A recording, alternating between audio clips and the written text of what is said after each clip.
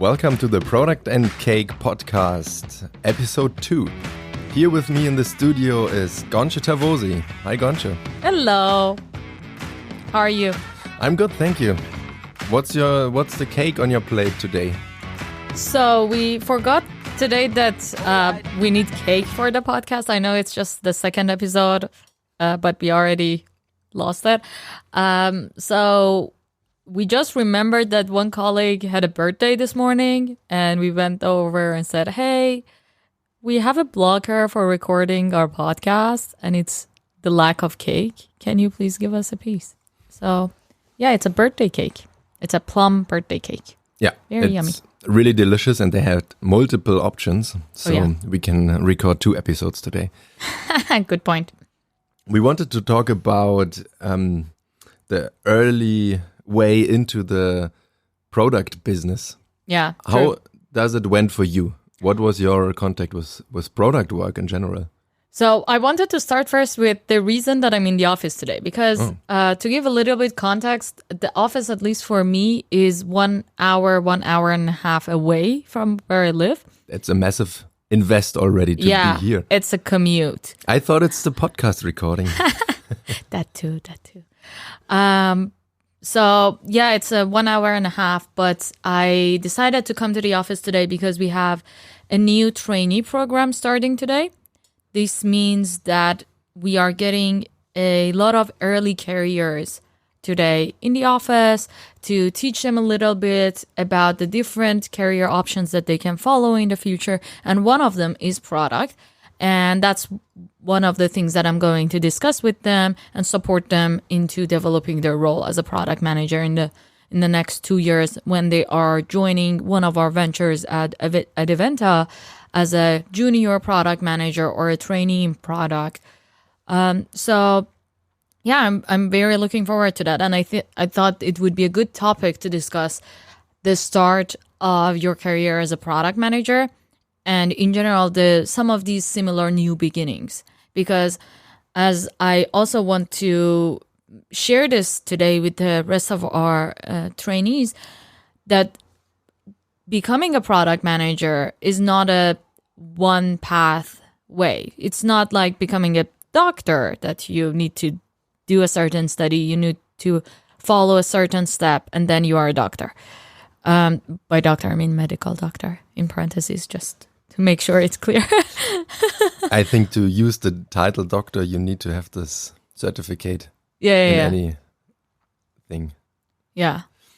But the path to product crosses many different areas, and it's not just a one way and one simple plan that can be applied for everyone. Each and every product manager I've seen had their own specific way to get there. So yeah, I wanted to discuss that a little bit today. I have one more question about the trainees. Did they apply for a traineeship in general and now they dig into different functions, or did they apply already for becoming a product manager? Yeah, there were multiple choices for them from the beginning, and they had to pick one. And it will be a 2 years program. They will see at least 3 different ventures. So I believe for the ones that are in Berlin, they will go to Mobile, eBay, or Kleinanzeigen in the future. Mm-hmm. And one other venture, I don't know which one, I think they need to pick at the end of these 2 terms.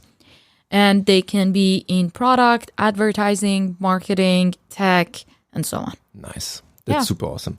And also very great to get all the input from really experienced product managers across international surrounding. Yeah. So we have a lot of colleagues that coming from other marketplaces, from other Adevinta ventures, and super nice to have this international exchange here. Yeah, that is true. And you are becoming now one of their mentors here at mobile.de. Yes. And they will go to your hard school of being efficient. Yeah, I'm having the honor to become one of the trainees mentor, and I will be by their side throughout these 2 years. So the way that it is planned is that each person gets at least 3 person for support. These three roles of support. The first one is their line manager, which handles their PTO, their sick leave, and so on, and paperwork and manager kind of support. The second person is the topic lead, who gives them tasks on a daily basis, walks them through specific areas, and this person changes during these 2 years. There will be at least 3 different people who are going to be the topic lead. And the third role is the mentor that also stays as a one person throughout this whole 2 years and is there for any needed support, for any extra support on top of their line topic lead. And if you imagine you are now 2 years in the future, and what would be the one thing you want to be proud of if you're looking back to your mentor time? Ooh.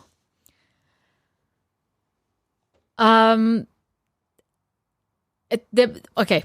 So it's a very hard question because I need to look into the future, into the back. So it has many layers. But what I would be really, really happy about if it happens, and not if, but when it happens, is that the person starts to educate me. That I learn more with them. That would make me really, really proud to get to a point that I'm not necessarily teaching them, and teaching here is in air quotes, but rather I'm being also challenged at the end of that 2 years. That's a super nice answer, and that matches also very much with the work of a product manager in general, because as you said, you can't study it and then that's it. You have your tool set and you're just doing the job. But instead, every project is different. The people are different. You work on different circumstances. All the technology is developing like crazy. And also the requirements and also the expectations from the users in the end. So I think one of the most important things is the constant learning and being in an environment that is able to take new input and condense it to knowledge, basically. Yeah, which is something that I really love about being a product manager, that yes, you have a certain skills and certain tools that you have, and you can change and adapt it and apply it again. It's similar to a simple recipe for food, and then based on your need and what you have, the ingredients you have in the fridge, you change it a little bit here and there, and you make and create a new thing. I feel that with product management, it is very similar. That even though the basics might be very similar and you need to have that as a base, but what you can add on top of it, and based on, as you mentioned, based on the team, the product that you're working on, and the type of users, it will change drastically. Yeah, definitely. So when did you know that you want to be a product manager? Ooh. Was there this one Heureka moment where you said, oh my God, that's it? Yes and no. So I'm from Iran and I studied industrial design, which I absolutely love. And I think a lot of my love for product management also comes from there, because it feels very similar. It's either you're working on a physical product or not necessarily a physical product.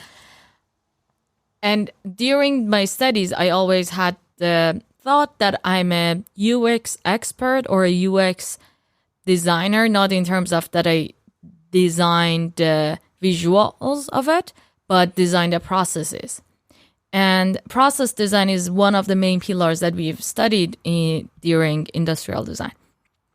But at that time in Iran, the role of a product manager was not really a thing in the tech companies that was there and I had access to. So I didn't really understand that, oh yeah, this is the role that I want to have and that's the title. I knew what I wanted to do, but I didn't have the name. So yeah, it was kind of a weird match between what I wanted to do and, okay, let's figure out what can I call this role and how can I apply to jobs. And also it started with me starting my own startup that I learned, okay, I can actually create this role and it's going to be me. So, and then after that, it got a little bit more known in the industry, and I could actually change from the startup that we failed to another company that role already existed. Interesting. Yeah, my way to working more with product was similar, that I found my own startup and then, more or less accidentally discovered that there should be one person who's really thinking about the product and is not so deep into all the special functions like design or tech. So to have the overview basically and to help the people to understand why certain things are necessary and which order is most important or how the priority should be. Because if you are really deep into tech, for example, that was my background as a developer, then it's difficult to have all the different requirements in mind. So I worked with a lot of different product people, good and bad ones. And then when I joined mobile.de, it was for me the first time that I discovered there is a whole function of a lot of people just looking for product. And that's where I realized the first time what is behind all of the product work. Because in the past, it was often for me that I thought, okay, there's someone who's writing tickets, right? Yeah. That's the perspective from the easy perspective as an engineer. There is someone writing my tickets and asking me if it's done. But what is for you the magic or the spirit in product management beside writing tickets and basically managing a to-do list for other people? That's maybe just the surface. Yeah, that is one way of looking at it. But I think the main point of being a product manager is being a true intersection between multiple areas. So it's not necessarily, as you mentioned, that you have deep knowledge about the business or deep knowledge about the tech, but you are in the middle and try to have a holistic view and sometimes zoom in to the nitty-grittiest detail and sometimes zoom out to the whole view of an industry, of a country, or of how something is impacting the whole world within your product. And for me, that's the magic, the ability to zoom in and zoom out very quickly and to be a true intersection between multiple functions. Yeah, definitely. That's super important, and also protect the team against changing requirements. That's something for me, especially in talking with different functions, to help streamline all the ideas and thoughts and crazy things that could be done, but bring that one into an order and also explain to all other functions why things take time or are more complicated. Yeah, that is true. I would also add the tag of a facilitator and an evangelist. I know I'm giving myself too much credit here, but I think it is extremely important. Totally earned. that you facilitate some of these conversations because it often can happen that externally the engineering team or the marketing team might not necessarily have a lot of understanding of what the other one is doing. And you can facilitate this conversation that, these are the priorities that the tech team has, these are the priorities that marketing has at this moment, and how those two can overlap and how all of those together are moving towards the same goal. We are all looking to the same North Star, but from different angles. And a facilitator here, and in this case, I consider it a product manager, can make this conversation a little bit more easier. Yeah, that's a good point. So if you would imagine that you are now in the very early of your career, even one step before the trainees that are starting today here at Mobile or at Adevinta, and someone is asking you, what are the top 3 things I should consider or deeply understand for myself that this is something I want to work with, so it would be valuable for me to go into the product manager direction? Or in other words, if I would ask you, should I become a product manager? What are the top 3 things I should look in myself that would help me later in this role? Very good question. So, I think, and we're talking to a lot of other product managers, I think product is a role that passion is extremely important in it. You need to have the passion to dig deeper into things and sometimes not accept the first answer that comes up as the baseline and try to dig deeper. And that comes with that needs a lot of passion for this specific role. There is this joke between the product managers, or in general the product community, that being a product manager is constantly moving between Dunning-Kruger effect and imposter syndrome. You're constantly going up and down, like, I don't know anything, I'm the best in the world. It sounds like startup life. Yeah, exactly. And this is, I don't think that's going to end anytime. As a product manager within your career, this is always going to be the struggle, at least to the point that I am right now, and with the talks and conversations I had with other product managers that are above me. But yeah, I would say passion and problem solving. So the look and the hunt for getting the answer. Yeah. Very good points. What do you think? What would be your answer to this? Yeah, I think passion is one of the very good answers that is absolutely necessary, and that belongs, of course, also a lot to the product you are building. So you should maybe, especially early in your career, find something you are also behind and you want to have that product realized. Yeah. This is one thing, and I would also add the what you already mentioned, the willing to facilitate complicated conversations. Yeah. So because to negotiate between different interests is super important, and to explain, and also to be a good communicator. Yeah. And then I'm constantly wondering, how much tech knowledge do you need to have? I mean, we both are now working in product for tech products. Yeah. So do you think it's absolutely necessary to have a deep understanding of how the technology is doing, or what they are doing, basically? Not really. I think what's more important is to trust your team. So there are a group of awesome, extremely talented people in every organization that you're working, and they have the expertise. If there is a techie in your team, they have the expertise. You just need to trust them. Ask them questions and trust the answers that they give you. If you do not trust the answers that the tech team is giving you, for example, with the estimation, I hear this a lot, that, I cannot really trust the estimation that the tech team is giving me. They're always adding a week extra to estimations. Like, I think the issue is somewhere else. The issue is not that the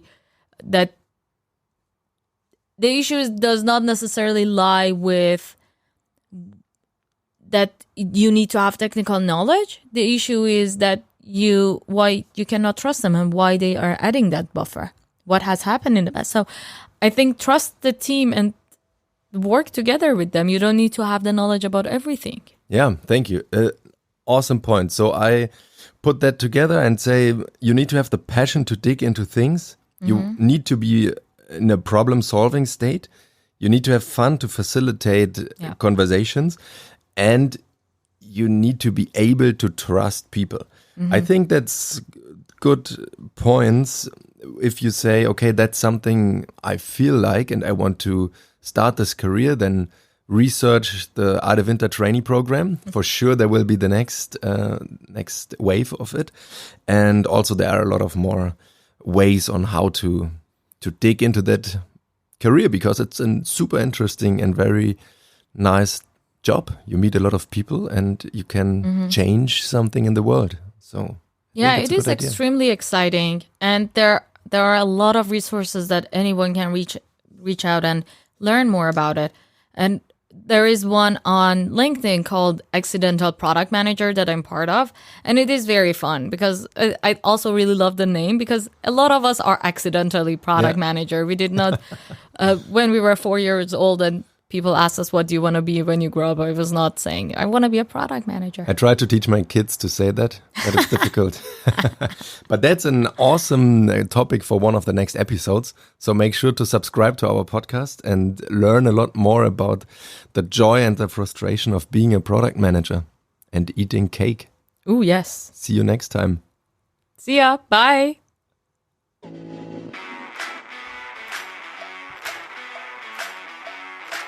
Okay, the outro music is longer than I was expecting. I really like this outro music. Yeah. Bye.